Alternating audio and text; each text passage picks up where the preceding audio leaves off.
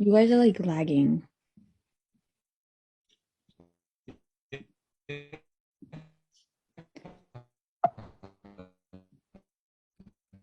Well,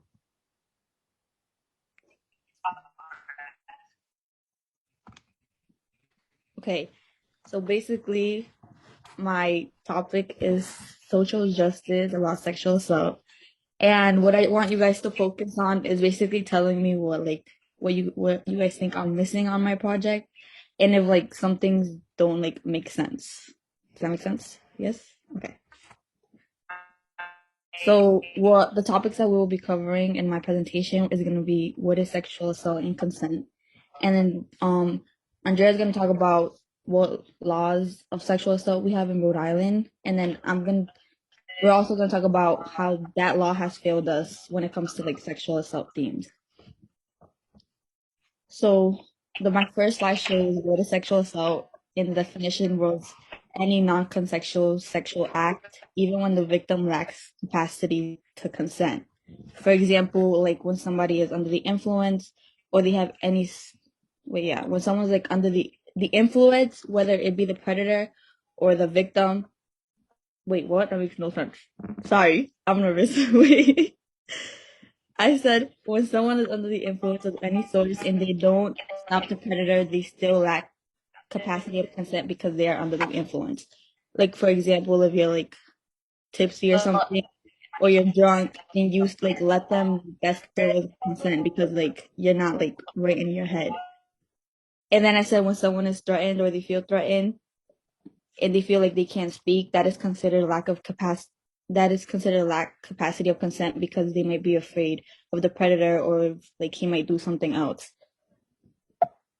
And then my next slideshow is what is consent. And I said that consent is when you give permission or you agree to something or to something to happen, basically. That's what consent is. Yeah. What the heck? Okay. Now, my first topic is going to be the use of substance in sexual assault, whether it be in the victim or in the abuser. And then in the bottom, as you can see, I cited the source that I used. And I didn't cite the URL because I don't know if I should or if I shouldn't. I'm going to tell you guys that at the end. I don't know. So the first thing was the use of substance. The use of substance is frequently associated with sexual assaults. It is crucial to understand how substances are used in sexual offenses in order to establish prevention methods. So basically, I'm going to be talking about how being under the influence like is literally like 50% of the main causes of why sexual assault happens, whether it be like whether the victim is like under the substance or it be the predator. So 67% of cases involve alcohol, and then 15.4 involve cocaine, and then 13.8 involve Adderall, and then 2% involve Xanax. Yeah, that was it. And then the first story that I'm going to talk about is sexual assault in Brown University. And then so there have been many sexual assault cases in Brown University, but the university has prevented many cases to make it to authorities, making it hard for victims to speak up. So basically, and then I cited my source at the bottom. So basically, I found these two articles where they was talking about how there have been like over like 10 cases of sexual assault in the University of Brown, and they basically tell the like whatever, I don't know if they have like principals or whatever it is, and then they basically like they basically tell them not to tell the cops because they're not gonna do anything about it. So the first story that I heard was how the officials encouraged a woman to not file a formal complaint because after she was sexually attacked at a rugby team party because the assault did not occur on campus, making it difficult to hold somebody accountable. And the second story was another woman said that the university identified her alleged attacker as the predator of her sexual assault, but then named him as a speaker at the school graduation ceremony while he was fighting the case. After she went public with her complaints about his role in the graduation, the university overturned his assault judgment and punished her according to the woman. So basically, after these two women had told the university about about their sexual assault, they go and they give the guy a big thing to do at the graduation instead of punishing him. And then when she tells people about it, they punish her instead of him. And in the first story, basically, she went to the people of Brown University and she told them what happened, and they encouraged her not to tell them just because it didn't happen on campus, even though they were rug team members of the Brown University. And then the third story I found was according to Jane Doe and her attorneys, the school mishandled the case into her claim of sexual assault by 3 Brown football players in November 2013, while she was a student at Providence College. The investigation lasted 8 years long and was dismissed after the Supreme Court constantly invalidated her statements. Oh, sorry. So basically, in this story, she went to a party, but she didn't go to Brown University. She went to PC, and she got sexually assaulted by 3 people from the football team in Brown University. And when she went to like the cops, like they took the case, but they said that she didn't have like enough information about like what had happened around her situation, and she basically said that after that happened, her education, like she didn't even want to go to school anymore. And like that's why she wanted to like sue them, and they told her that that wasn't like a good reason for her to sue the people. That even though she got sexually assaulted, her case wasn't like, it wasn't that important to them to take to like the Supreme Court and stuff. And she kept trying to like give different like types of evidence, and every time she would give it to them, they would just like turn her away and be like, no, that's not enough. So I guess they just went on about their way after the lasted 8 years long. And then that was a different article, so that's why I cited it in the bottom. And then the second thing that we're going to talk about is the broken system. Basically, officers who are suspected of sexual misbehaviors have gone from job to job and have been accused of raping women on several occasions. In 6 years, the AP investigation discovered approximately 1,000 cops who had their licenses revoked due to sex crimes such as rape or sexual misconduct, ranging from seducing residents to consensual but illegal on-duty intercourse. However, that figure understates the size of the issue because it only counts officers who went through official impeachment procedure, and not all the states have such system or keeps records. So basically, this article talks about how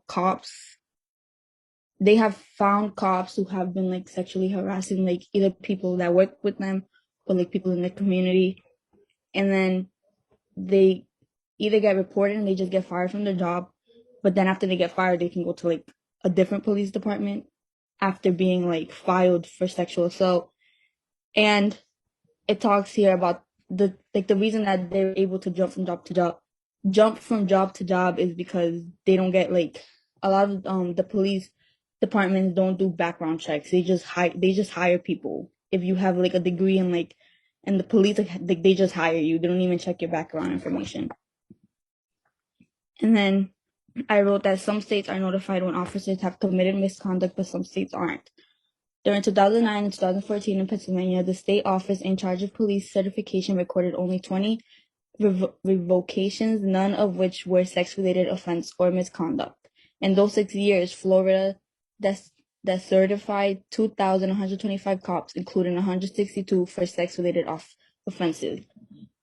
So basically, in Pennsylvania and Florida, Pennsylvania only caught like 2 cases within 5 years of sexual assault. In Florida, fired over 2,000 cops because of sex-related offenses. And I put why, and I put because when a police officer is arrested, Florida is automatically alerted, and local agencies are required to notify each time an officer is determined to have engaged in moral character wrongdoing. Basically saying that no matter where, all over like the United States, when an officer does a misconduct like sexual assault, like Florida has this thing where like they get alerted really fast, and they so they can have like background checks on like who not to hire. But in Pennsylvania, they only rely like in their own department for people to tell them stuff. And how is people from only Pennsylvania supposed to know what is happening all over America? And that's what they just like hire anybody because they don't know anything. And then, yeah, I'm done. Wait, no, I'm not done. What the heck? Oh my God, sorry. And then in my next one, I wrote, and this is the story what happened. And then it was about Michael John, and he was working in the county sheriff in Texas, and he was accused of sexually assaulting a 16-year-old neighbor. And according to the Associated Press, the local district attorney agreed not to prosecute Nelson in exchange for him to abandon his law enforcement license. Oh my gosh, sorry. But after like he was accused for sexually assaulting and fired from the Department of Texas, he went to work at a town in the bayou because they didn't give him a background check. And then the chairs from the department didn't find out about it after like a year because they were finishing up like the case in the court and stuff. And then after that he got fired. But yeah, that's it. This is something else. I wasn't done with that, so don't even look at that.